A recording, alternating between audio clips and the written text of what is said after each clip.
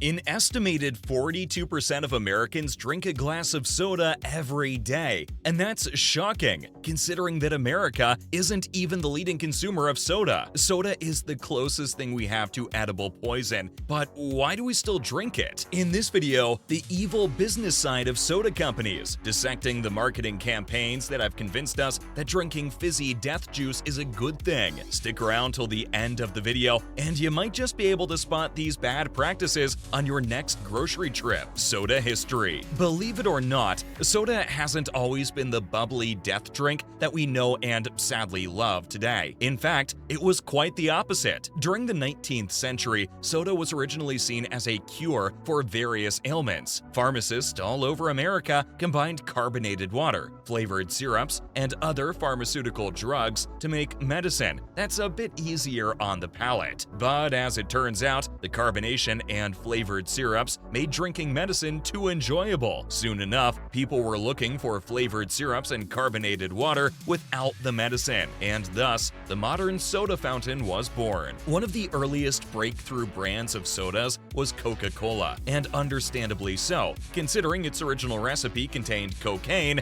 and tons of alcohol. No wonder it was addictingly good. But to the joy of many and to the sorrow of some, cocaine and alcohol were eventually removed from the recipe. The removal of drugs and alcohol in the Coca-Cola recipe leveled the playing field, and soon enough, other big brands would emerge, one of which would be its closest competitor, Pepsi Cola. It was in this era where sodas were moving away from soda fountains and finding their way into the hands of its consumers in more accessible soda bottles. At the time, the introduction of the soda bottle was celebrated by many, but little did we know that this would be the start of the slippery slope that leads to horrifying health problems. Soda bad. Too much of a good thing is still too much, and that's certainly what happened to soda. People were so focused on the fact that they could have their sugary drinks anywhere that they forgot to ask themselves if they should. Soon enough, the soda market boomed. Big brands and small brands each came out with their own unique formulation, their own business moves. As the soda market grew, the adverse health effects became more obvious. Soda is a sugary drink that's delicious because of its high sugar content and empty calories. In fact, one 23-ounce can of soda contains as much sugars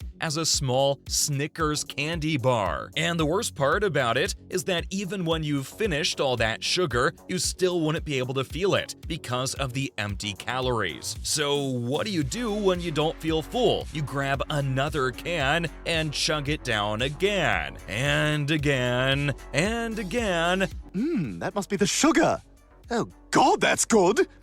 Until eventually your body has grown dependent on the sugar and caffeine boost that soda gives you. This overconsumption of soda has led to our present population having an increased obesity and diabetes rate. This is what buying the world a Coke does to it. But obesity and diabetes aren't the only things that are bad about soda. Multiple studies have shown significant damage to our heart, liver, kidney, and heck, even our teeth. So why then are we still drinking soda? That's where the business side comes in. Marketing to the hungry. We've sung praises about the iconic glass bottles of Coca-Cola so much that we neglect to notice that that is where things went wrong in the first place. These days, you could take a 5-minute brisk walk down any city street and immediately find a store that sells or serves soda by the can. This love for portable sugary drinks sent a message to the marketing teams of many soda companies, and the message was, we want more of it. And boy, did they give more. Literally. Sodas leveled up from cans that fit in your hand to bottles that had enough Coke for 4 people. From 1.25-liter bottles to gigantic 7-Eleven gulp cups, soda companies were trying to get you to drink more than just a bottle, and it was working. Slowly, without you even realizing it, they were getting you addicted to the sugar and caffeine in their drinks. To soda companies, companies, the sooner you became addicted, the sooner you would be back to buy more. And in business, more sales are always a good thing. But recently, as if trying to appeal to those more health-conscious,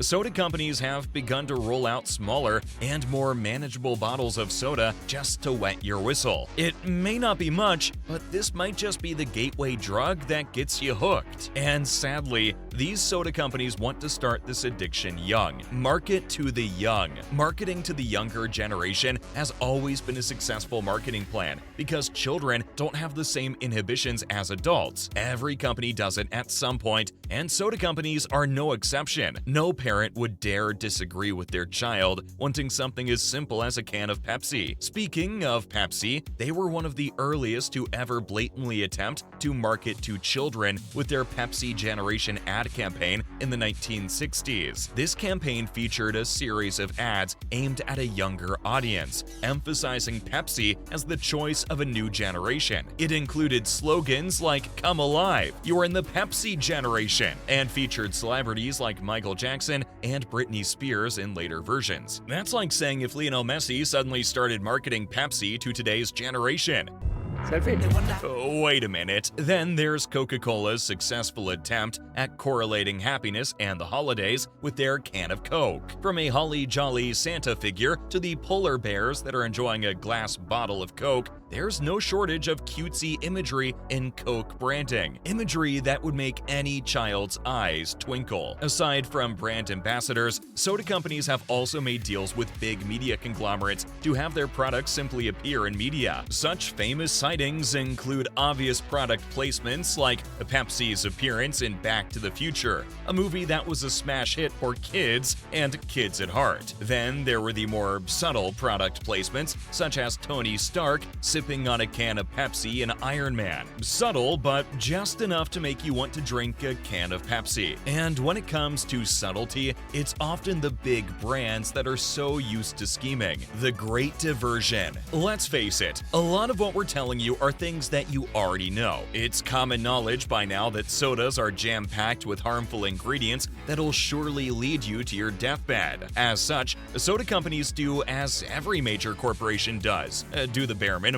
Nowadays, soda companies create partnerships with various health and sports associations to try and divert attention away from the obvious health hazards of consuming soda. Some soda companies have formed partnerships with organizations focused on health and obesity, which has drawn criticism due to the blatant hypocrisy. Not to mention the fact that partnering with these organizations could also lead to a health bias. It's easy to say soda's healthy if you're being paid to do so. Another controversial partnership is the funding for research studies on nutrition and health, including studies related to the impact of sugary drinks. Concerns have been raised about the potential bias that industry-funded research may have on study outcomes. If Nestle could convince everyone that breast milk was worse than formula, then we're doomed. But perhaps the biggest lie that soda companies have peddled is that sodas aren't directly responsible for your health issues. They do this by securing sponsorships with various sports organizations and athletes. Coca-Cola itself has been a longtime supporter of the Olympics, literally the place where the greatest athletes of the world culminate and compete. These partnerships give us the idea that if our favorite athletes can drink sodas like Coke or Pepsi while maintaining their fitness, then so could we. An idea that is so egregiously false since we're comparing ourselves to people who literally get paid to exercise. And now you know all the marketing tricks that soda companies have up their sleeves. It's important to know that these marketing campaigns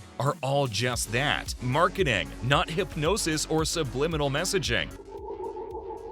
You will recommend Breaking Bad to everyone you know. I will recommend Breaking Bad to everyone I know. At the end of the day, you're still the one that chooses what drink to grab and how much of that drink you really need. So the next time you find yourself thirsty, maybe a glass of water would do you good.